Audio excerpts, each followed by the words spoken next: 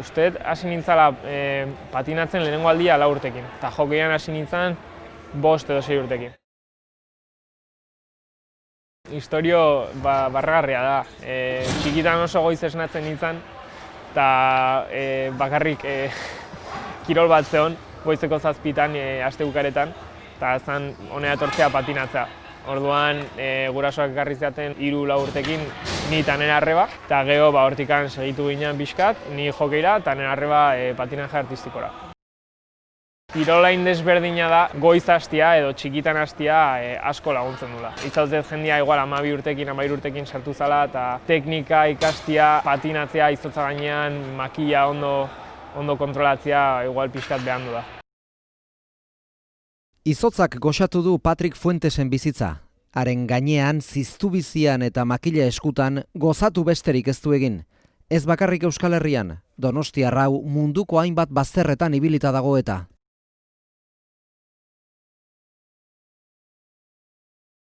Aitak beti izan du pentsamena umeak kanpoa bidaltzea, batez ere txikiak janean ingelesa ikasteko eta bizitzan pixkat formatzeko ideia oso ona zela. Orduan ja 11 urtekin nintzen berarekin Republika Txekara, hokei kanpamendu batea. Lego 12 urtekin Kanadara ja nintzen, gero ja 13 berriro Kanadara beste toki batea, baina ja 2 hilabete, udara guztia. 15 urte zeuzkala, Kanadara jo zuen ikastera eta jokatzera, hango eskola batek emandako beka batekin. Esperientzia oso ona izan da gauza guztitan, bizitzan eta hokeian.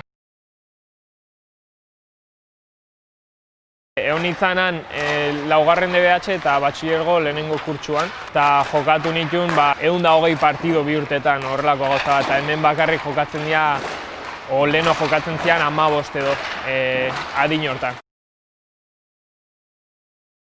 Ni area iritsi nintzen maila tekniko onakin, baina konturatu nintzen lehenengo partidoan nik ez nekila ondo hokeian jokatzen. Hango jokua ez dauka zer ikusirik hemengoakin. Askoz ere azkarragoa da.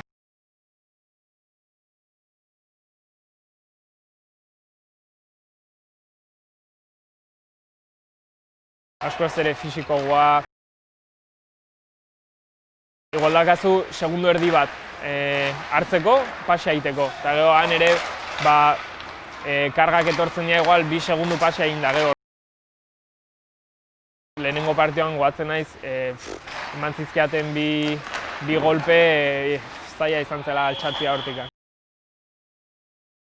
Kostatu zitzaidan hasieran, baina gero jokua ulertu eta gero askoz ere hobeto sentitzen ditanan.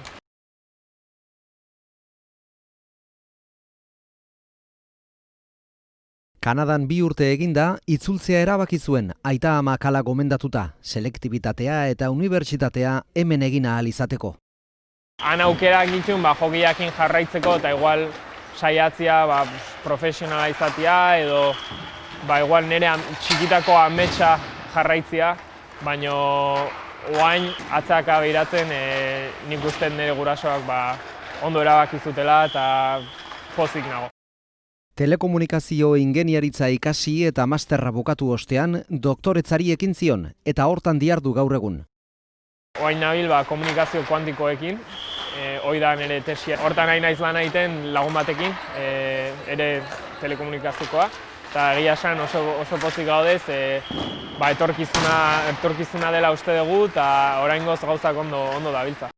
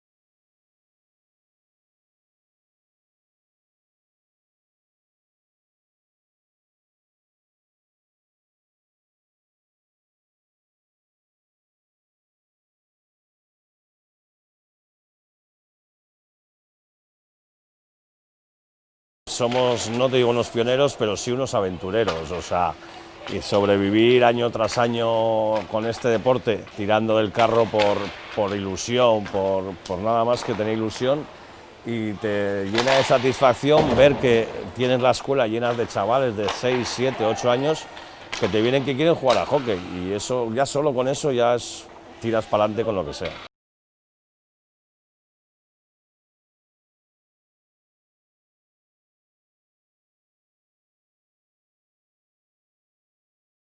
Una expulsión, un palazo, otra expulsión, otra hostia delante de la portería, otra expulsión, otra hostia que no viene a cuento.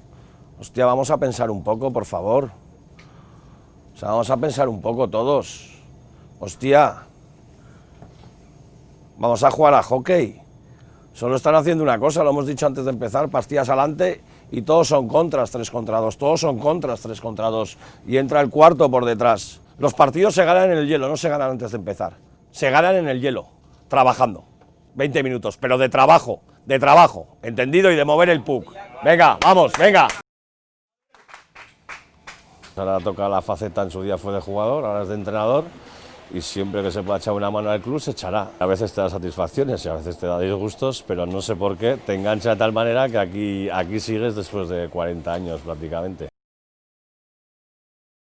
Es la velocidad, el contacto, todo hace que sea un deporte espectacular y te engancha de tal manera que una vez que estás un mes sin ponerte los patines lo estás echando de menos una barbaridad. Nik esango nuke dela kirol oso desberdina, batez ere izotzan gainean jokatzen delako eta oso azkarra delako.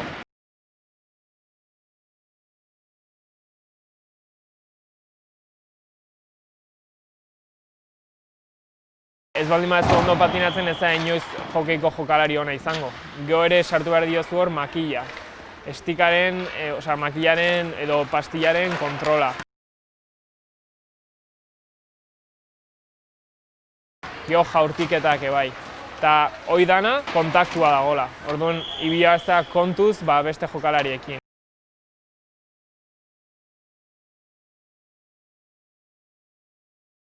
Gauza asko nahasten ditu kirol berdinean, eta horrek kirol oso polita sortzen du.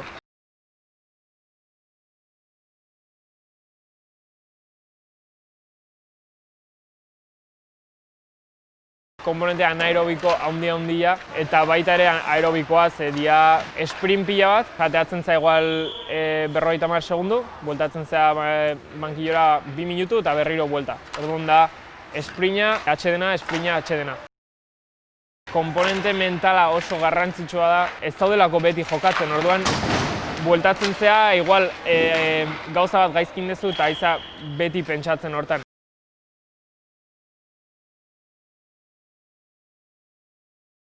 You'll get a goal, man. You're 30. You should have a mental bro, calmness. When you're 30, you don't get goals as much anymore, bro. Exactly, that's why it's hard to get them. Ni saiatzen naiz beti jendia partiduan edo hurrengo aukeran pentsatzea eta ez egotea pentsatzen gaizkin duten gauza batian.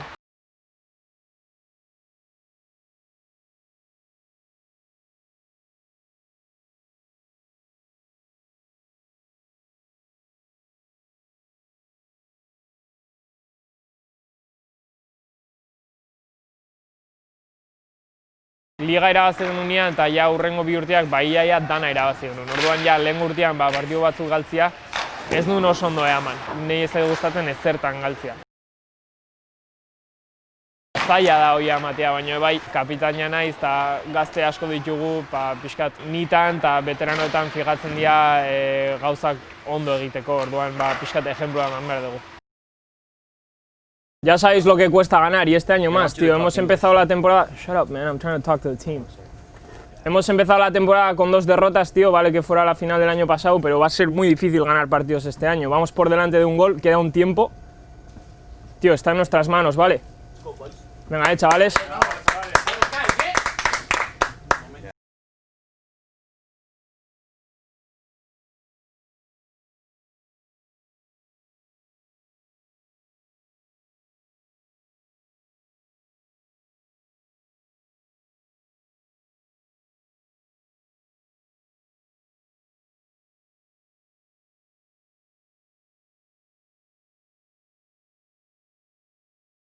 Beti esate dute jokeiko atezainak pixkat erotuak daudela. Eta nik uste dut baietz. Jaurtiketak oso azkar etortzen dira 100 kilometro. Horren aurrian jartzia pixkat erotua egon behartza. Pixkat txorua, bai. Hoi esaten dute guztiak, baina hoi da bakarrik mito bat da. Pixkat txorua gaude, baina normalak gea. Atezainak oso bitxiak gea partiduen aurretik eta gauz guzti hortan, ze guk oso konzentratuak egon behar gea. 5 minutu egoten naiz pentsatzen, zer egin behar dudan, mugimenduak eta guzti, imaginatzen naiz izotzan eta gero ja ateratzen naiz eta nerbioak utzi kanpora.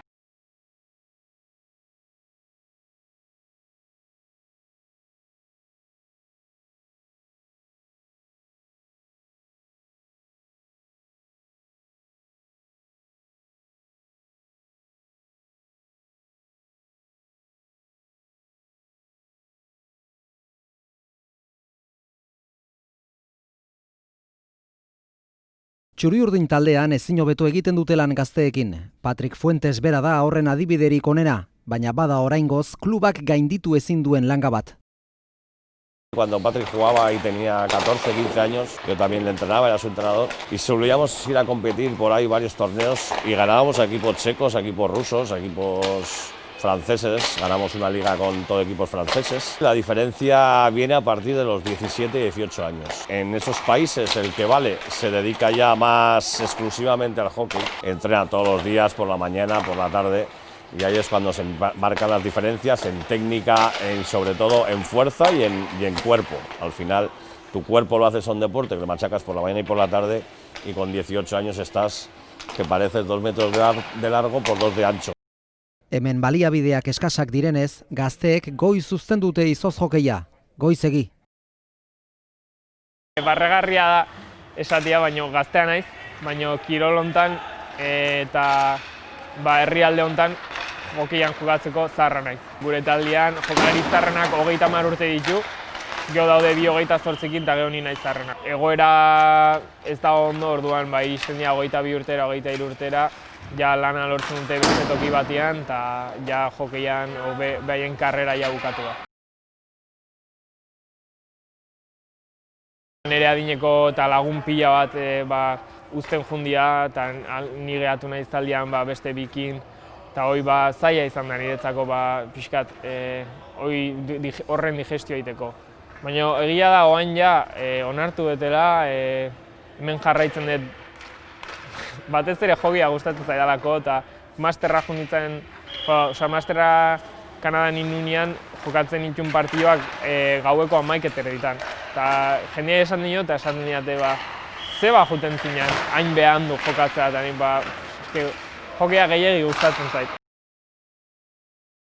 Patrick es, como chaval y como jugador, es estupendo. Jugador disciplinado, técnico, vamos, con 5 Patricks me solucionas muchos partidos, ¿no? Y luego como persona es una persona muy sensata, un chaval muy majo, tiene mucha cabeza, es muy inteligente y lo mismo es inteligente fuera del hielo y dentro del hielo. O sea, es un jugador total y es un jugador 10.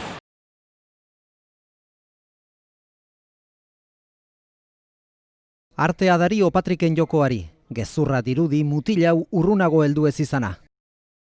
Sinteratuko naiz, zaila da, eta ez dizut gezurra esango, nik pentsatuet asko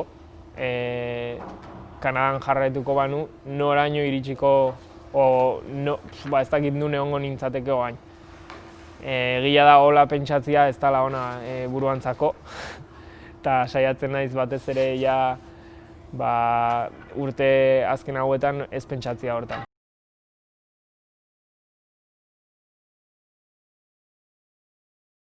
Ja pixkat onartu dut oain ez dela momentua kanpoa joateko eta profesionala izateko saiatzea. Ingles esaten duten bezala ate hori itxi da, eta igual 19ekin, baina ja 25ekin progresioa ez da hola izan da pixkat gelditu egin da. Orduan kanpoa joateko nik uste maila handiagoa beharko nukela, igual ez kanpoa joteko, baina nik jokatu nahi duten maila batea joteko. Orduan, ja onartu dut, eta pozik nago txurin gelditzea.